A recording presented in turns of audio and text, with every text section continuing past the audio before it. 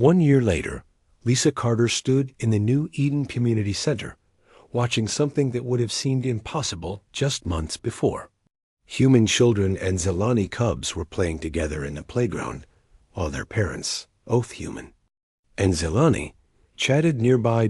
Little Kip, now a healthy and energetic toddler, was teaching his human friend Bobby how to climb trees using Zelani techniques. His mother Lithara watched proudly while Helen Davis packed snacks for both children. "Kip, be careful with Bobby," Helen called. "Human children don't have claws like you do."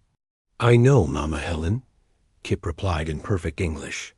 "I help him be safe." Lithara and Helen had developed an easy partnership in raising Kip. The cub spent 3 days a week with each family and called both places home. He was learning both human and Zelani traditions, speaking both languages fluently, and was equally comfortable with both cultures. Storm had grown into a curious and inventive young cub, who spent his days helping Paul Martinez with engineering projects while also learning traditional Zelani hunting skills from his father Grex. Paul and Maria had built an addition to their house so that Grex and his mate Nala could live nearby. The two families shared meals, holidays, and child-rearing duties. "Storm is designing a new toy," Paul told Lisa as they watched the cub explain his ideas to a group of other cubs. "He wants to combine human technology with Zelani materials. The kid's going to be an inventor." Zara had perhaps the most unusual family arrangement of all. She lived full-time with Frank and Linda Torres, but her parents Vextar and Lithara visited every day. Frank had officially adopted Zara as his granddaughter, while Vextar had declared Frank an honorary member of his pack family. "Grandpa Frank, tell story," Zara demanded, tugging on the old soldier's shirt. "Which story do you want, little wolf?" Frank asked, using his pet name for her. "Tell about when you and Papa Vex fought the bad men together." Frank and Vextar had become unlikely best friends. They spent their evenings playing cards, sharing stories, and planning adventures for Zara, the sight of a 70-year-old human and a massive alien warrior arguing over card games had become normal in New Eden. The success of the arrangement had attracted attention from across the galaxy. Delegations from dozens of species had come to study what was being called the New Eden model of interspecies cooperation. Ambassador Kethvor had been promoted and now served as the first official Zelani ambassador to human space. His office was in New Eden, where he could stay close to the families that had changed everything. "Dr. Carter," he said as he joined Lisa at the observation window, "I have news from the Zelani Council." "Good news, I hope." "Very good. The Council has approved the establishment of 5 more joint colonies. Zelani families are volunteering to live alongside humans, and human families are asking to relocate to Zelani worlds." Lisa smiled. "What about the cubs? Are there more who need help?" "That is the most remarkable part," Kethver said. "There are no more sick cubs." Once word spread about what happened here, Zelani parents began changing how they interact with their children. They learned from watching the humans. The silent death has not returned. Through the window, they could see Mary and Steve Johnson hosting a picnic for 12 cubs, some human, some Zelani, and some from other species that had heard about New Eden's child care success. Mary treated all the children exactly the same, regardless of their species. "How many eggs did you eat, Echo?" Mary was asking one of the Zelani cubs she had fostered. "3, Grandma Mary," Echo replied proudly. "And did you remember to say thank you to the chicken?" "Thank you, chicken." Echo called toward the barnyard, making all the other children laugh. Dr. Ben Taylor approached Lisa with a data pad full of reports. "Lisa, we're getting requests from 17 different species asking for help with their children. Apparently, the word is spreading that humans are good at raising kids." "Are we ready for that?" Lisa asked. "I don't know if we're ready," Ben replied. but we're willing. The families here have shown that love doesn't require the same DNA. Lisa thought about how much had changed since that first day when Ambassador Kethvar had landed with his desperate request. The colony had grown from a small research station to a thriving community where multiple species lived together as neighbors, friends, and family. The most amazing change was in the children themselves.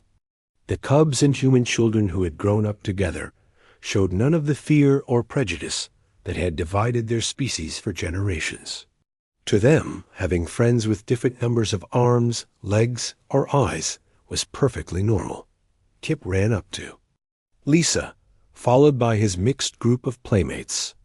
Dr. Lisa. Dr. Lisa, can we show you our game? What kind of game? Lisa asked. It's called Family, a human girl named Emma explained. We all pretend to be one big family with lots of different kinds of parents. I'm the Zelani Papa, Kip announced proudly. I'm the human Mama, added a small Zelani cub named Star. And I'm the robot uncle, declared Bobby, making mechanical noises. Lisa watched the children play their game of make-believe family, but realized it wasn't really make-believe anymore. These children were growing up in families that crossed species lines, learning that love was more important than biology. As the sun set over New Eden, Lisa saw Frank Torres sitting on his porch with Vexstar, Zara curled up sleeping between them. Helen Davis and Lithera were walking together, discussing Kip's education plans.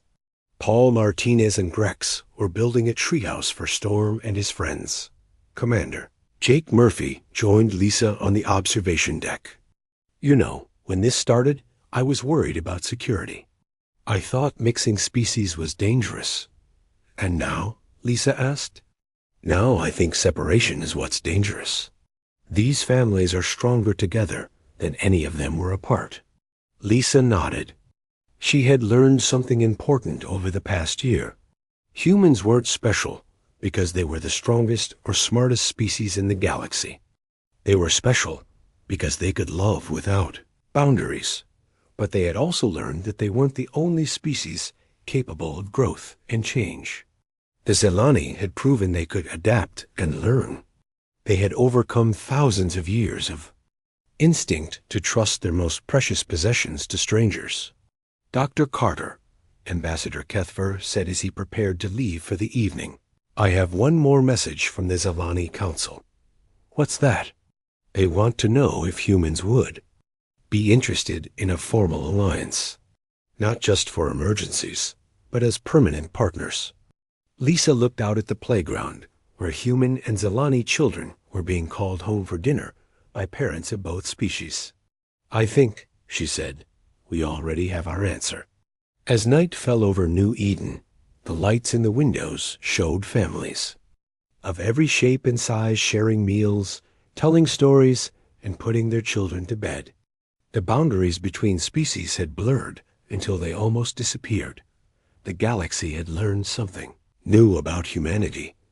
They were the species others trusted with their children, not because humans were perfect, but because they loved as if every child was their own. And in the process, everyone had discovered that family wasn't about genetics or species. It was about choosing to care for each other, no matter how different you might look or where you came from. The cubs were safe, the families were happy, and the future was brighter than anyone had dared to imagine. Love, it turned out, really could conquer anything, even the vast distances between the stars. 3 months had passed since the cubs arrived on New Eden. The changes were remarkable. All 50 cubs were now awake, alert, and active. They played with toys, responded to their names, and showed clear preferences for different people and activities. Kip had become especially attached to Helen Davis. He would cry when she left the room and purr with happiness when she returned. His vocabulary was growing daily, mixing human words with Zelani sounds. He called Helen Mama Helen and his biological mother Lith Ara Mama Star because he couldn't pronounce her full name yet, Storm had learned to walk, while staying with Paul and Maria Martinez. He followed Paul everywhere, trying to copy everything the engineer did. When Paul worked on mechanical projects, Storm would sit beside him with his own set of toy tools, pretending to help. Zara had grown especially close to Frank Torres. Tough old soldier had discovered a talent for making up bedtime stories, and Zara would not go to sleep without hearing at least 3 of Grandpa Frank's adventures. She had started calling Linda Grandma Lynn and would bring her small gifts, like pretty rocks or flowers. But the success of the foster program had created a new problem. The cubs clearly loved their human families, but they also still needed their Zelani parents. The divided loyalties were becoming obvious, and it was causing stress for everyone involved. The situation came to a head on a Tuesday morning when raiders attacked the colony. Lisa was in her lab when the alarm sirens started, wailing. Through her window, she could see 3 unmarked ships descending toward the colony. These weren't the sleek vessels of a legitimate government or trading company. These ships were rough and patched, the kind used by space pirates who made their living attacking peaceful settlements. All civilians to emergency shelters. Commander Jake Murphy's voice echoed through the colony speakers. Security teams to defensive positions. This is not a drill. Lisa ran toward the nearest shelter, but then she remembered the cubs. The human foster families would be taking them to safety, but what about the Zelani parents? Many of them were staying in temporary housing near the edge of the colony, away from the main defensive positions. She changed direction and ran toward the Zelani quarters. As she approached, she could hear the sound of growling and snarling. The Zelani adults were preparing for battle. Ambassador Kethfer was organizing the warriors when Lisa arrived. Dr. Carter, you should be in a shelter, he said. What about the cubs? Lisa asked breathlessly. The human families will protect them, Vextar replied grimly. That is why they are with humans instead of with us. We must fight. Fight? But this isn't your colony. You don't have to defend it. Lithara looked at Lisa with surprise. Of course we do. Our cubs are here. The humans who care for our cubs are here. We protect what we love. The raiders had landed and were advancing on a colony with weapons drawn. Jake Murphy's security forces took positions, but they were badly outnumbered. The raiders clearly thought this would be an easy target, a peaceful research colony with light defenses. They had not expected to find Zelani warriors. Vextar led the charge, moving faster than any human could run. His claws extended, and his battle cry echoed across the colony grounds. Behind him came 20 other Zelani adults, their fear for their cubs transformed into fury against anyone who threatened them. The raiders stopped in shock when they saw the charging aliens. Some tried to run back to their ships, but the Zelani were too fast. Others fired their weapons, but Zelani reflexes were quicker than human technology. Lisa watched from the shelter as Vextar took down 3 raiders by himself. Lithara moved like a dancer, dodging weapons fire while their claws found their targets. The other Zelani fought with a coordination that came from years of pack hunting. But the battle that truly amazed Lisa happened near the school shelter. A group of raiders had broken through the outer defenses and were approaching the building where many of the human families and cubs were hiding. Frank Torres appeared at the shelter entrance, armed with an old military rifle. A 70-year-old man stood alone against 5 armed raiders. You boys picked the wrong place to rob, Frank said calmly as he raised his weapon just as the raiders were about to overwhelm him. Vextar appeared beside the old soldier. The massive Zelani warrior and the gray-haired human stood side by side, defending the shelter that contained both of their children. Grandpa Frank protects Zara, Vextar growled in broken English. I protect Grandpa Frank. Together, they drove off the raiders. Frank's military training and Vextar's natural fighting ability complemented each other perfectly. When Frank needed to reload, Vextar kept the raiders back. When Vextar was surrounded, Frank's covering fire gave him space to maneuver. The battle was over in less than an hour. The surviving raiders fled to their ships and escaped into space. But the real victory was what happened afterward. In the shelter, Lisa found Kip crying and reaching for both Helen and Lithara. The little cub wanted comfort from both of his mothers. Helen and Lithara looked at each other awkwardly, neither sure what to do. "He needs both of us," Helen said finally. "Yes," Lithara agreed. "But how can that work?" Outside, Frank and Vextar were sitting together, sharing a bottle of water and comparing battle stories. Zara was curled up in Frank's lap, while also holding her father's huge hand. "You fought well, old warrior," Vextar said to Frank. "You too." "Big guy," Frank replied. "We make a good team." "Team," Vextar repeated, learning the new word. Paul Martinez found Storm clinging to both him and the cub's biological father, Grex. The little cub was confused and scared, wanting protection from everyone he loved. "This is complicated," Paul said to Grex. "Yes," Grex agreed, "but good complicated." Dr. Carter spent the evening visiting all the families. Everywhere she went, she saw the same thing. The cubs had bonded with their human foster families, but they still loved and needed their Zilani parents too. The humans had grown to love the cubs as their own, but they also respected the bonds between the cubs and their birth parents. Even more surprising, the adults were starting to form bonds with each other. Helen and Lithara had started teaching each other their languages so they could both communicate with Kip. Frank and Vextar had discovered they both enjoyed telling war stories. Mary Johnson had invited several Zilani parents for dinner and was teaching them how to make human comfort foods. That night, Ambassador Kethver called a meeting with Lisa and Jake. "The cubs are healed," he said. "The original mission is complete. It is time for us to return to our worlds." "What about the cubs?" Lisa asked. "They're not ready to choose between their families." "That is the problem," Kethver admitted. "They should not have to choose." "But how can a cub have both human and Zilani parents?" Jake leaned forward. "Maybe they don't have to choose. Maybe there's another way." "What do you mean?" Lisa asked.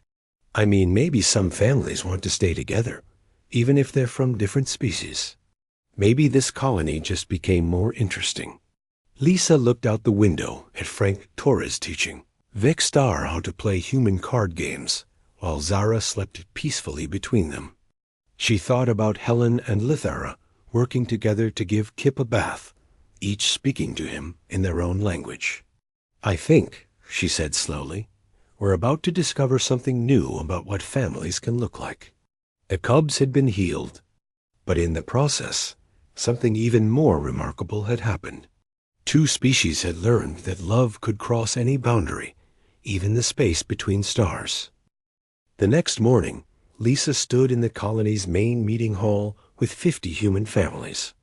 Word had spread quickly through New Eden about the sick alien cubs who needed foster care. Lisa had expected maybe 10 or 15 families to volunteer. Instead, nearly every family in the colony had come forward. "I want everyone to understand what we're asking," Lisa said to the crowd. "These cubs are not human children. They have different needs, and we don't fully understand their biology yet.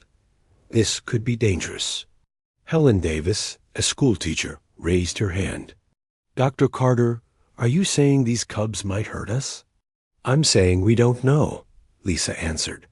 "Honestly, they're very small now, but they come from a species of natural predators. As they get healthier and stronger, they might develop instincts we're not prepared for." Paul Martinez, an engineer, stood up. "My wife and I have been trying to have children for years. If there are cubs who need parents, we want to help." "Same here," called out Mary Johnson from the back. Steve and I raised 4 kids of our own. We know how to take care of little ones." Lisa felt her heart warm at the enthusiasm, but she was also worried. Everyone needs to understand that this is temporary. These cubs have parents who love them. We're just helping them heal. An hour later, the matching process began. Dr. Taylor and Dr. Johnson had evaluated each cub's condition and needs. Some cubs were more responsive than others. A few had started to open their eyes occasionally, while others remained completely unresponsive. Helen Davis was matched with Kip, one of Vextar and Lithar as twins. When Helen first held the small cub in her arms, his parents watched with expressions of terror and hope mixed together. "Hello, little one," Helen said softly, just as she would to any child. "I'm going to take very good care of you." Kip's eyes fluttered open for a moment. Lithar made a sound that might have been a sob. Paul and his wife Maria Martinez were given a slightly older cub named Storm. Paul held the cub carefully, while Maria gently stroked his fur. "He's beautiful," Maria whispered. Storm's parents, who had introduced themselves as Grex and Nala, watched nervously as the humans carried their son away. Steve and Mary Johnson volunteered to take 3 cubs whose parents had been too injured. In recent battles to make the journey to New Eden, the cubs were named Echo, Swift, and Moon. Mary immediately began talking to them as if they were her own grandchildren. "Come on, sweethearts," she said as she arranged them in temporary beds. In her home, Grandma Mary is going to make you feel all better. The first day was difficult for everyone. The Zelani parents followed their cubs to their new homes, but were too anxious to leave. They stood outside the human houses, pacing and growling softly. Vextar stationed himself in Helen's front yard and refused to move. Every few minutes, he would look toward the house where his son was staying. "You can come inside if you want," Helen offered through the window. "You can watch me take care of him." But when Vextar came into the house, Kip immediately became agitated. The cub seemed to sense his father's worry and stress. Helen gently suggested that Vextar might want to visit less frequently. "I cannot leave my son," Vextar growled. "You're not leaving him," Helen said patiently. "You're giving him space to heal. There's a difference." Dr. Lisa Carter spent the first week visiting each foster family daily. She was amazed by what she saw. The humans had naturally started doing exactly what the cubs needed. Helen read stories to Kip, even though he couldn't understand the words. The sound of her calm voice seemed to soothe him. Paul played soft music for Storm and gently moved the cub's arms and legs to keep his muscles active. Mary Johnson sang old lullabies to her. 3 cubs and talked to them constantly about everything she was doing. "I'm making soup for lunch," Mary would say as she cooked. "It smells good, doesn't it?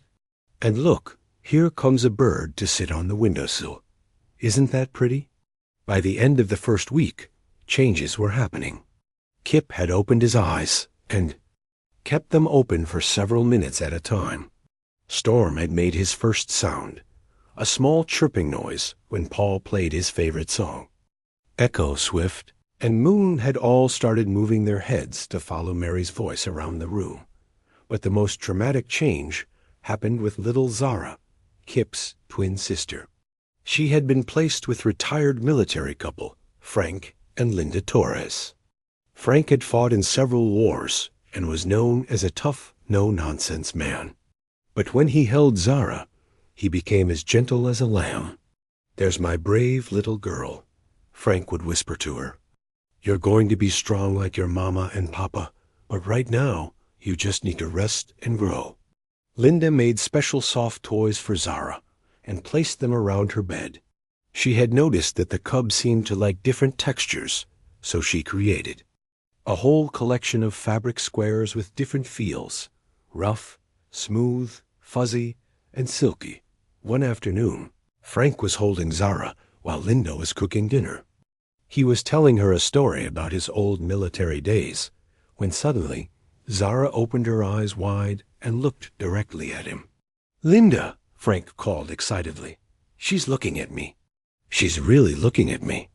Zara made a small sound and tried to reach toward Frank's face with her tiny hand. It was the first deliberate movement any of the cubs had made since arriving on New Eden. Word spread quickly through the colony. Within hours, Lithera was at the Torres house, tears streaming down her face as she watched her daughter interact with her human foster father. "She knows you," Lithara said in wonder. "She recognizes your voice." "Of course she does," Frank said proudly. "We talk all day long, don't we, little one?" Dr. Carter documented everything carefully. The cubs were responding to constant attention, gentle voices, and physical affection. But more than that, they seemed to respond to genuine emotion. The humans weren't just going through the motions of childcare. They had developed real feelings for these alien babies. Helen had started calling Kip my little wolf boy. Paul carried Storm everywhere and introduced him to neighbors as my son. Mary Johnson treated her 3 cubs like beloved grandchildren, making them special blankets and toys. The Zelani parents watched this with a mixture of gratitude and confusion. Their cubs were clearly getting better, but they were also bonding with their human caregivers in ways that the Zelani parents didn't fully understand. "They love them," Lithara said to her mate one evening as they watched Helen give Kip a bath. "The humans truly love our cubs." "I know," Vextar replied. "But that makes it more complicated, doesn't it?" "What do you mean?" "When the cubs are, well, will they want to come back to us? Or will they want to stay with their human families?" It was a question that many of the Zelani parents were starting to ask themselves. Their cubs were healing, but in the process, they were forming bonds that no one had expected. The humans, for their part, were falling in love with their foster cubs more deeply each day. Helen found herself planning Kip's future education. Paul and Maria had started learning basic Zelani language so they could teach Storm about his heritage. Frank and Linda had converted their spare room into a permanent nursery for Zara Dot as the cubs continued to improve. Everyone realized that this situation was becoming much more complicated than anyone had planned. The cubs were caught between 2 worlds with parents and foster families who all loved them deeply. The question was, what would happen when the cubs were fully healed, and it was time to decide where they truly belonged? 2 days later, 3 more Zelani ships arrived at New Eden Colony. Lisa watched from the medical center window as the huge vessels landed one by one. Each ship carried sleeping cubs and their worried parents. "Are you sure about this?" Dr. Ben Taylor asked as he stood beside Lisa. Ben was the colony's doctor, who specialized in treating children.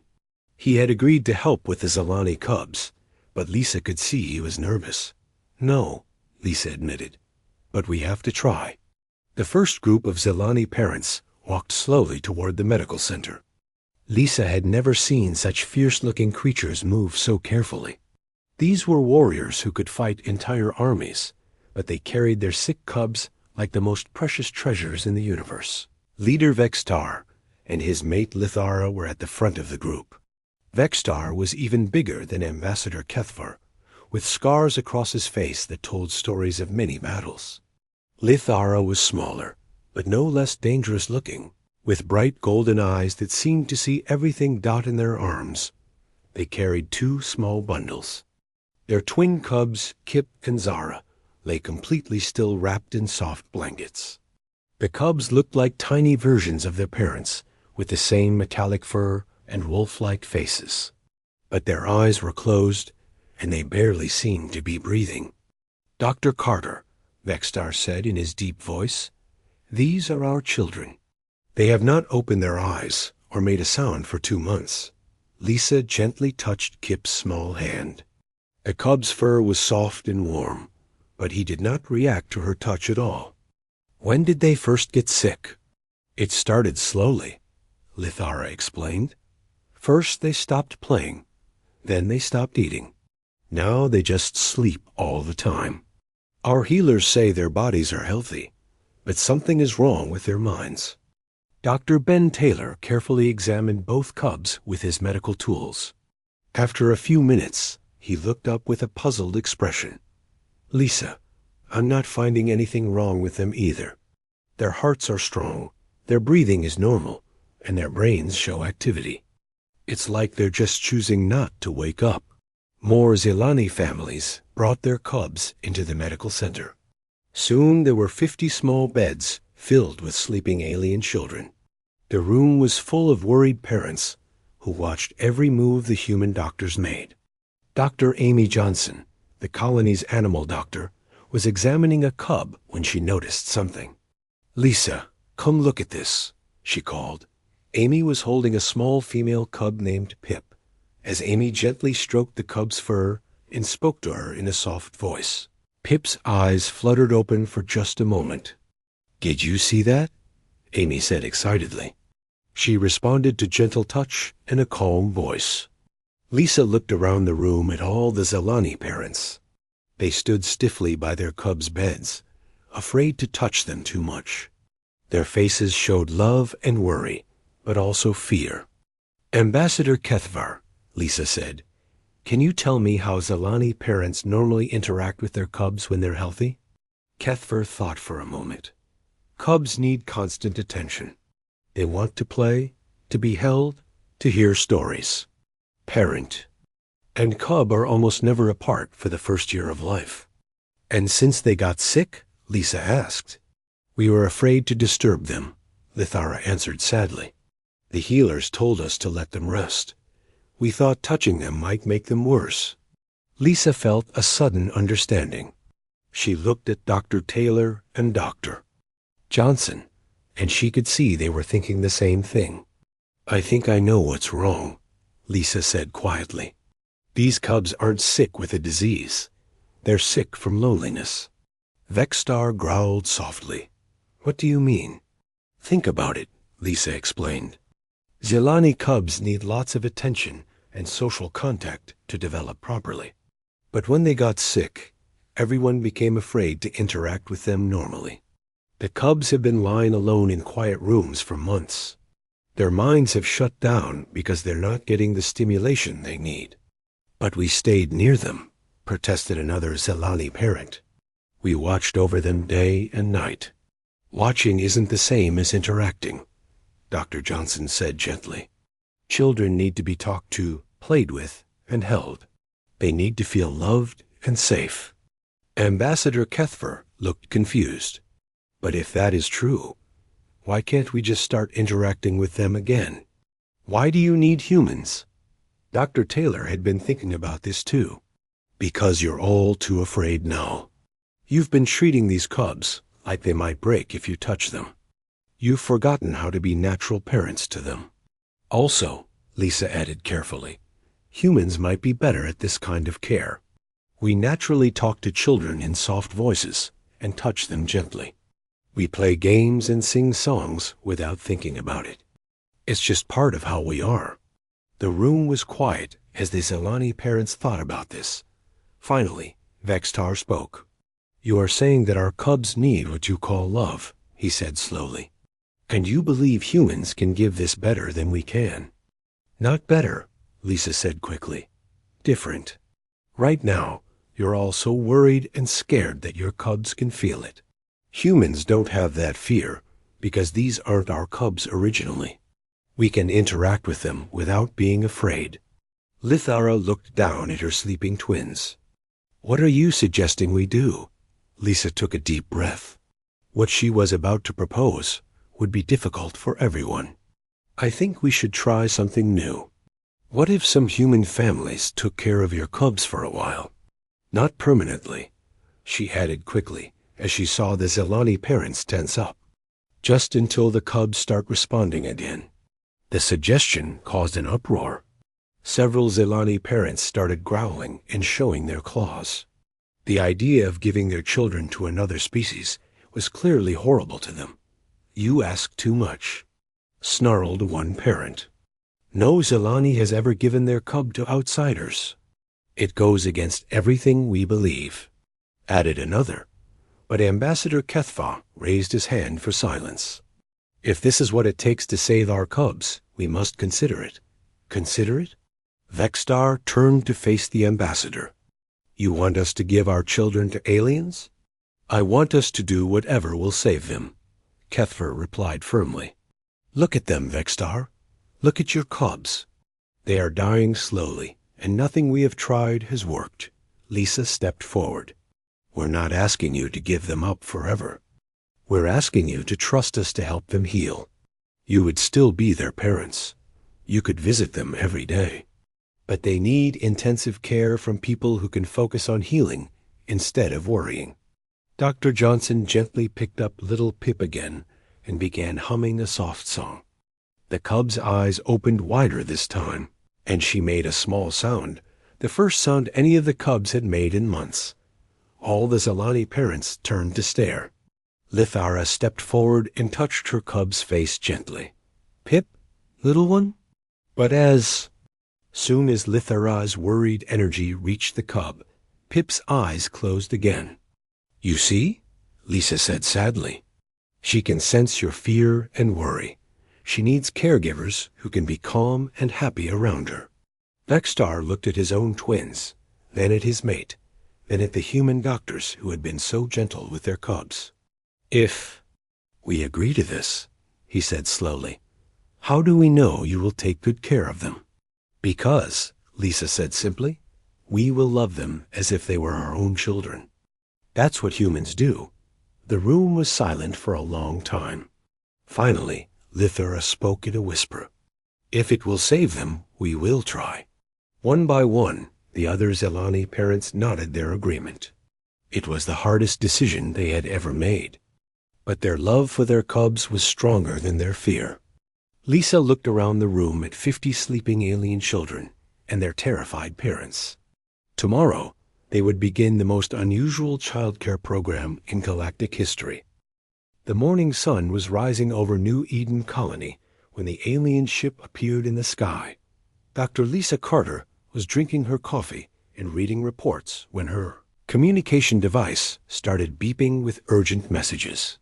She looked up and saw the massive dark shape blocking out part of the sun. "All hands to stations," came the voice of Commander Jake Murphy over the colony speakers. "We have an unknown vessel approaching. This is not a drill." Lisa ran to the command center. The ship was unlike anything she had ever seen. It was black and angular, with sharp edges that reminded her of a predator's teeth.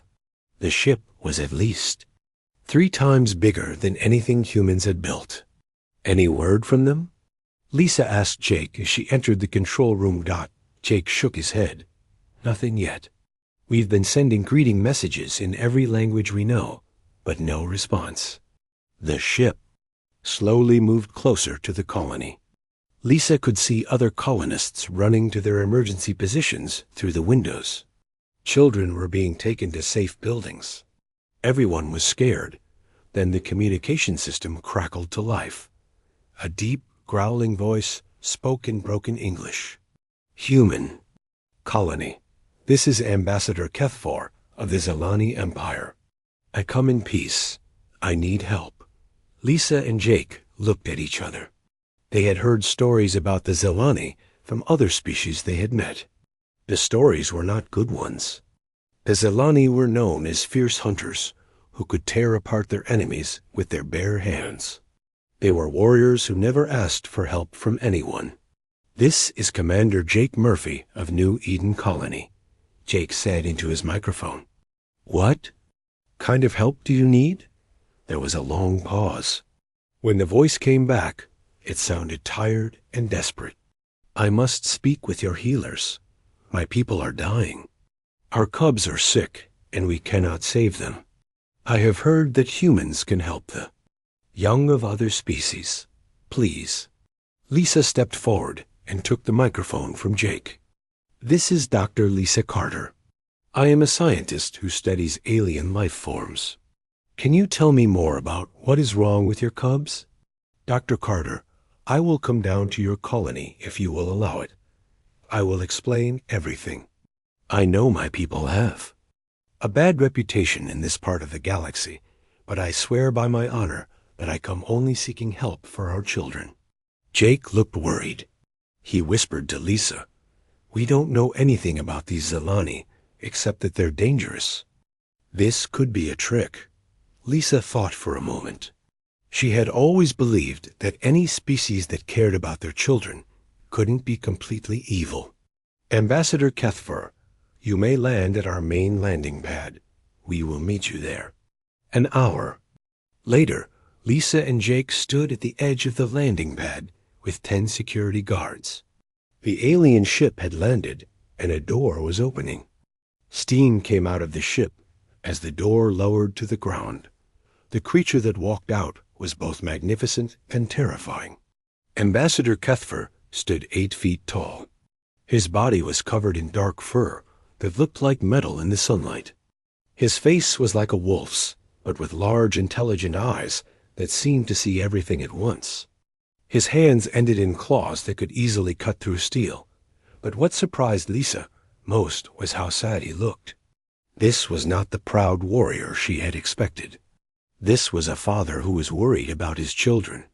Kethvar walked slowly toward them, his hands held out to show he carried no weapons. When he spoke, his voice was deep and rough, but there was pain in it. "Dr. Carter, Commander Murphy, I thank you for allowing me to land. I know what your people think of the Zelani. We are hunters. We are fighters. We solve problems with strength and violence. But this problem cannot be solved with claws or teeth." Lisa stepped forward, trying to hide her fear. "Tell us about your cub's ambassador." Kethfer's large eyes seemed to grow even sadder. 3 months ago, a sickness came to our breeding worlds. We call it the Silent Death. It does not kill our cubs, but it makes them sleep and not grow. They lie still like stones. Our best healers cannot wake them. Our strongest medicines do nothing. "How many cubs are affected?" Jake asked. "All of them," Kethfer said quietly. "Every cub born in the last year is sick. If we cannot find a cure, the Zelani will have no future. Our species will end."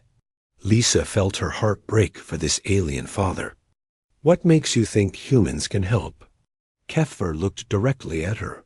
"We have heard stories from traders and merchants. They say humans are strange among all the species in the galaxy. They say humans will care for any young creature, even if it is not their own. They say humans have saved the children of other species when their own parents could not." "That's true," Lisa said softly. "We do care for children, no matter where they come from." "I have brought 50 of our sickest cubs with me," Kethvar continued. "They are in special sleeping chambers on my ship. I also brought their parents, who volunteered to come on this dangerous journey. We do not know if humans can help us, but we have no other choice." Jake crossed his arms. "What exactly are you asking us to do?" Kethvar lowered his head. "I am asking you to do something that goes against every instinct my people have. I am asking you to take our cubs away from us and care for them as if they were your own. I am asking you to save our children when we cannot." The landing pad was quiet except for the sound of wind. Lisa looked at this proud alien warrior who was begging for help to save his people's future. She thought about all the human families in the colony who loved children and would do anything to help them. "Ambassador," she said, "bring your cubs to our medical center. We will do everything we can to help them." Kethfer's eyes brightened. For the first time since he had landed. "You will truly help us?" "We will try our best," Lisa promised. "But you must understand, we know nothing about Zelani biology. We might not be able to cure them." "The trying is enough," Kethfer said. "My people will remember this kindness forever, no matter what happens." As they walked toward the medical center, Lisa wondered what they were getting themselves into. She had just agreed to care for the children of one of the most dangerous species in the galaxy. But looking at the hope in Kethvor's eyes, she knew. They had made the right choice. The future of an entire species now rested in human hands.